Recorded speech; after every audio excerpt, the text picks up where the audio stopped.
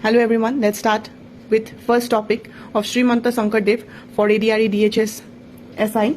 So Srimanta Sankardev, তেওঁৰ আসল নাম হৈছিলে গংগাধৰ। তেওঁ জন্ম হৈছিলে 1449ত আশ্বিন মান্থ এতিয়া হ'ব আমাৰ ভাদ মাহ ছেপ্টেম্বৰ এট আলিপুখুৰী নিয়াৰ বৰদোৱা। ফেমিলিত তেওঁৰ আছিলে ষ্টেপ মাদাৰ ষ্টেপ ব্ৰাদাৰ অনুধৃতি আৰু হলধৰ। গ্ৰেণ্ড মাদাৰ আইতাকৰ নাম আমি জানো, আইতাকৰ নাম আছিলে খেৰচুটি। অংকল মানে খুৰাকৰ নাম আছিলে জয়ন্ত আৰু মাধৱ দলাই। আমি এইটো জানিব লাগিব যে শ্ৰীমন্ত শংকৰদেৱ শিৰোমণি বাৰভূঞা ফেমিলিৰ আছিলে।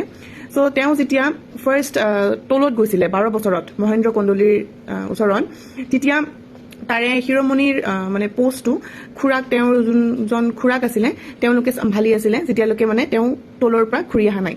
শ্ৰীমন্ত শংকৰদেৱৰ প্ৰথম কাম বুলি ক'ব গ'লে আছিলে কৰতল কমল, প্ৰথম ৱৰ্ক আছিলে হৰিচন্দ্ৰ উপাখ্যান।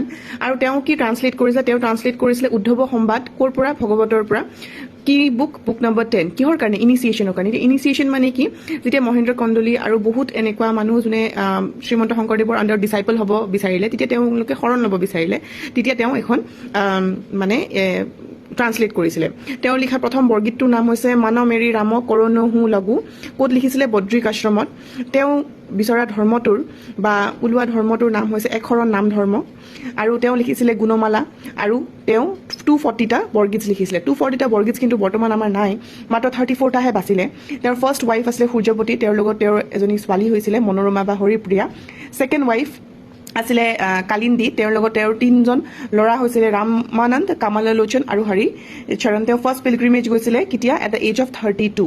ক'ত গৈছিলে? জগন্নাথ। 12 ইয়াৰ্ছ আছিলে, 12 ইয়াৰ্ছ পিছত ঘূৰি আহিছে। তাতে তেওঁলোকক সেইকাৰণে তেওঁক তাতে ছেকেণ্ড জগন্নাথ বুলিও মাতা হৈছিলে। ছেকেণ্ড পিলগ্ৰিমেজ যাওঁতে তেওঁৰ খুব বয়স হৈছিলে 101 ইয়াৰ্ছ, আৰু তেওঁ 6 মান্থছতে ঘূৰি আহিছিলে। প্ৰথম সত্ৰ তেওঁ এষ্টাব্লিছ কৰিছিলে বৰদোৱাত। তাৰপিছত কছাৰীবোৰৰ এট্ৰচিটিজৰ কাৰণে তেওঁ ঘূৰি আহিব লগা হ'ল। তাৰপিছত তেওঁ ছেটেলড হ'ল ধোৱাহাট ভেলকুৰিত। ক'ত আছে ধোৱাহাট ভেলকুৰি? মাজুলীত তেওঁ লগ পালে মাধৱদেৱক, আৰু মাধৱদেৱ আৰু শংকৰদেৱৰ মাজৰ যোনটো এটা ডিবেট চলে, ঠিক আছে, সেইটোক আমি কওঁ যে মানি কঞ্চন সংযোগ। তাৰপিছত শ্ৰীমন্ত শংকৰদেৱ পদ্মাৱতী সত্ৰ বৰপেটাত এষ্টাব্লিছ হ'ল। Thank U.